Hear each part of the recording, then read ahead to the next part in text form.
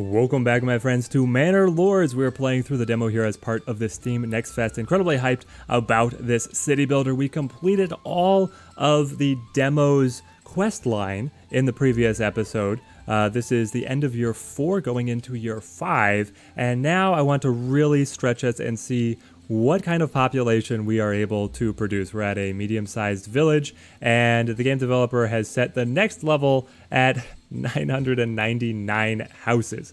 Are we going to be able to possibly get there? I don't think so, but I would love to see our population reach over 100. Maybe we'll be able to go even beyond that. The farm is obviously incredibly efficient at being able to churn out resources to be able to feed an enormous population. It's just going to be a matter of if we can efficiently place things down, and honestly, it could be a space limitation on if we completely fill this out with houses. Are we going to be able to go any farther? Well, hang along for the ride and let's see how far we're able to press things. First up, we're going to need an additional logging camp to be able to get the lumber for such a ambitious expansion. We were able to establish a storehouse on this side of things, so let's go ahead and get a pathway running up here into the forest. Construct that, go to construction, foraging, yes, logging camp. Get you snapped to the road here. You're gonna uproot 10 trees, I don't care. Because we're currently using leather for clothing and the pelts to be turned into leather, that's taking away our main source of income out of trade. So we've had this mining pit for forever. So we're gonna go ahead and get a family working in the mining pit, and then we're gonna actually just sell all the raw iron. So if we go to materials, or what would you be? Flour ore, yeah, iron ore, here we go. And then I would like import, export, full trade, target value of 0. We're able to make 3 gold per unit of iron ore sold. That's fantastic. Let's see. What if we improve things to iron slabs?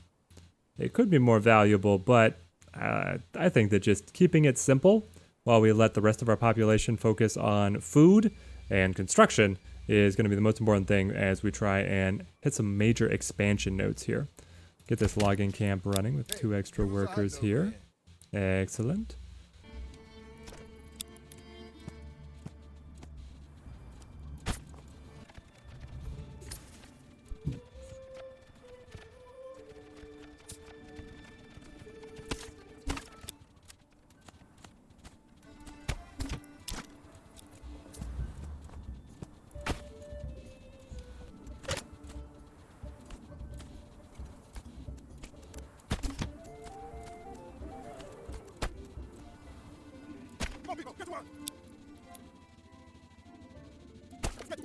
Alright, with the completion of the winter of our year 5, moving into year 6, and this tiny little housing development of these extra 3 houses, we are now a community of over 50 families. It's a small step on the way to 1,000, but if our objective is closer to 100, halfway there, that's something. We've been able to shoot up an extra 20 families, add on, was it? We planted yet another wheat field, and then we established a new windmill.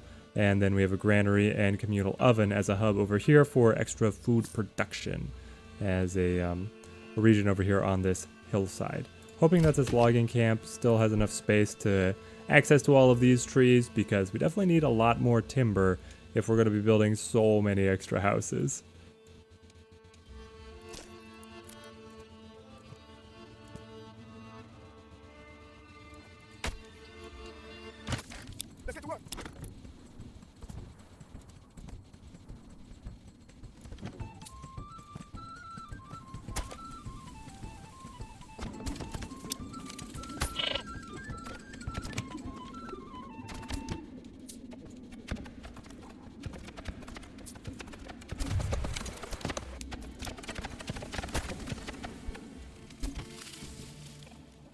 Year 6 update. While we are here in the fall, food has been holding steady. Our food supplies have actually been growing consistently. It's been a press to try and keep up with fuel for everybody, collecting firewood. So I've established a number of extra woodcutters, and we've just been extending the housing developments on through here, giving our villagers larger plots of land trying to get them with improvements so they can be a little bit more self-sufficient in terms of producing food. I think this balance is working out quite well in terms of easy expansion. I've also cut my taxes down to nothing because I have a stockpile of personal goods that I'll be able to pay the royal tax for forever.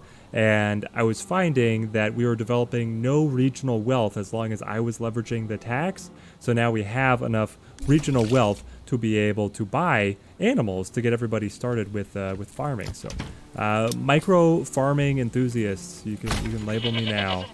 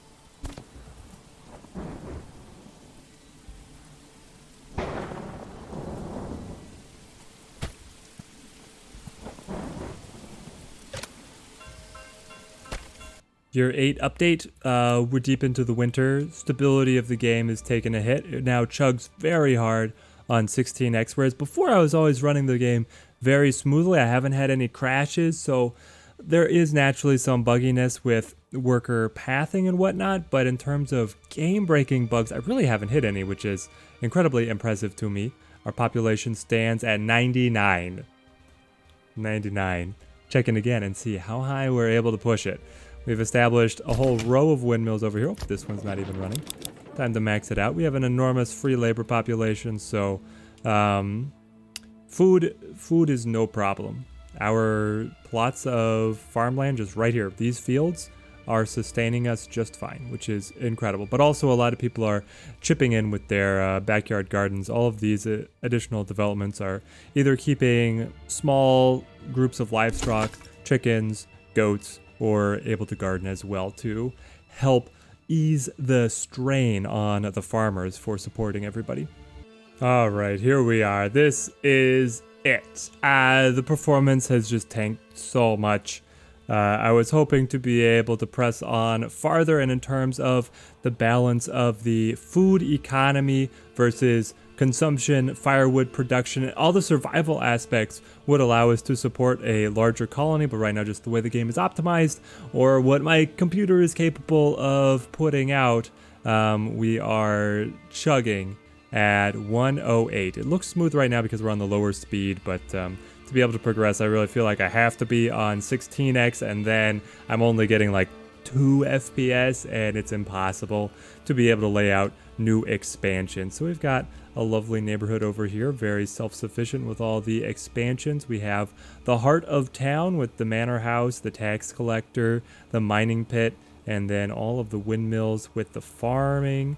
We have been logging this hill the entire game, which is why you see all the little saplings. Those are ones that were taken years before and now have been growing back. I actually haven't messed with the forester at all because I didn't feel like there was a need. There was always extra space. Here's another logging camp that we completely cleared this hilltop to be able to get lumber for all of our houses. We have little woodcutter lodges. These are the ones that provide firewood. They don't seem to really deforest the area. They gather the brushwood and then bring it in to market to be usable as firewood. Is there anything else noteworthy? We have the church on the far hill, the tavern on this hill, and then a lot of our other industry nestled right in here with extra clothing production on the Weaver Workshop, our malt house, and then the brewery are over here as well, trade outpost, getting in close.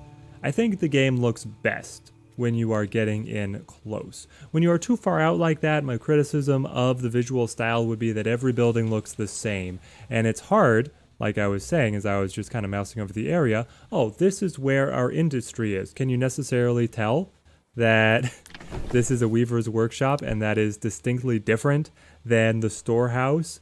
The farm or the family houses look a little different because they get fences, but this has a fence too. So it would be nice to see maybe a little bit more color palette, maybe some other distinguishing features. But in terms of authenticity, then things probably don't change as much. The villages were not that vibrant. The houses were all built this way because it was cheap and efficient, and this was the technology that they had. So if it doesn't change, I'm not going to complain too loudly. Thank you everyone who has watched the mini Let's Play up to this point to be able to wring every ounce out of the Manor Lords demo. I'm incredibly excited for the game's full release. If you want to be able to see coverage of the game on the channel, then leave some love on the video, leave a like, leave a comment, subscribe to be able to see what comes up next, because otherwise we might not be here when the game finally fully releases. It's been a long road just for it to get here, and who knows what is to come in the future. Till next time, thank you guys for watching, and have a good one.